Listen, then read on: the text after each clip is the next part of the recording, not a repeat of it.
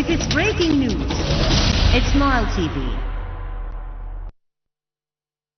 And to shed light on the recent in Gaza and the conference hosted by Egypt, we are joined over the phone by Ambassador Nabil Negmeldin, Dr. Nabil Negmeldin, a specialist in and writer in international relations. Good afternoon to you, sir.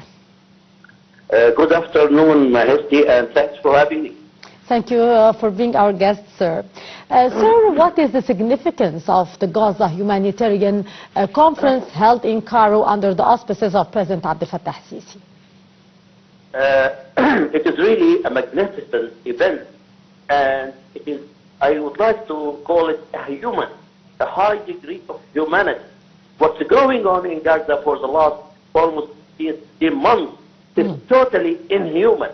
The whole world is just watching the disaster.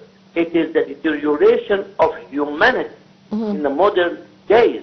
And those civilized countries who always talked about human rights and animal rights and etc., they should be ashamed of themselves, because more than 45 victims killed of the civilians, more than 105,000 of injured. 70% of them are women and children. Yes.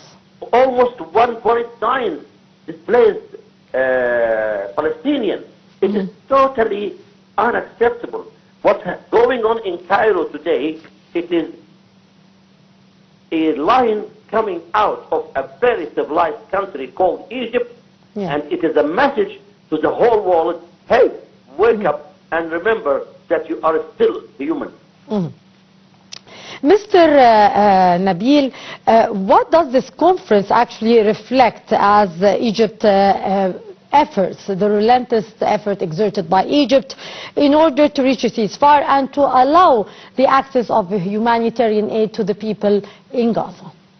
Let's divide your question into two parts. The first part is the humanitarian need, because you cannot just leave 2.5 million civilians starving, and you cannot leave 70% of the population without medicine, food, water, shelter in such winter.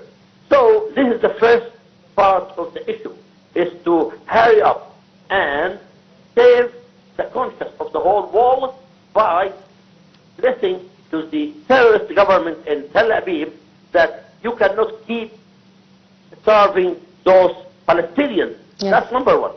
Number two, regarding the ceasefire, I believe very much that the terrorist Prime Minister of Israel doesn't want a ceasefire. And you know why? For a very simple reason.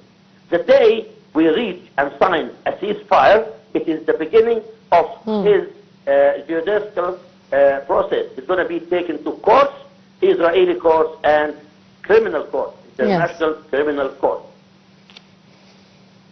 Yes. Sir, actually, can you elaborate on Egypt's three-track strategy, the security, the humanitarian, and the political, and its effectiveness in addressing the crisis in the Gaza Strip?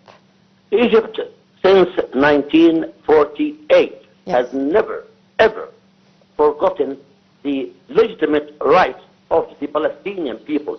Egypt has paid a very heavy price because it believes in justice and it believes in humanity.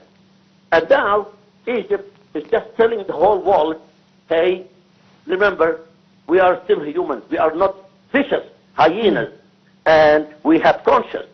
If Israel is hitting civilian buildings, hitting UNRWA, the UN organization for the refugees, and banning UNRWA from providing support, and the whole world is watching.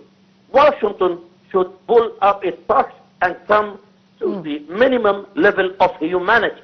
I'm not going to call international law. I'm going to say it humanity. Egypt is working very hard to get that misery stopped. But Egypt alone cannot do everything, because that terrorist prime minister is abusing Washington, abusing Brussels, abusing London, Paris, Bonn, and other capitals. Yes. Mr. Negmeldin, how might actually the involvement of the UN organization and the international organizations and the agency elevate the effectiveness of the aid mobilization for Gaza? I believe that the Security Council has got one major job and mission, is to keep peace, stability in the world. But what can you do if you find those 5 permanent members of the Security Council are... Yes, sir. Hello. So, yes, the Security Council should leave aside its individual agendas and come up to the duty and the job which it's eligible to do. Sir, actually given Egypt's experience in the reconstruction efforts in Iraq and in Libya, what specific expertise can Egypt offer to the Gaza rebuilding process when we reach hopefully this stage soon? I would like to say that Egyptian administration headed by President al-Sisi is putting priorities. Number 1 priority is to save the souls of those miserable Palestinians. Yes. Number 2 is to get to a ceasefire. Number 3 is to start rebuilding more than almost 78 or 80,000 buildings destroyed and came to rebels. You have to imagine what happened in Gaza is unprecedented. It's like you are hitting a land with a nuclear bomb. Yes. What happened in Gaza is totally state terrorism. And Egypt is willing to do its utmost to help our brothers in Palestine at large. Hopefully we reach an end to this crisis in Gaza, sir. Mr. Nabil Negmeldin, our specialist and writer in the international relations, thank you so much, sir, for your precious input. And still with Gaza, the Palestinian Health Ministry said that at least 44,429 people have been killed in more than 13 months of the Israeli war in the Gaza Strip, including 47 deaths.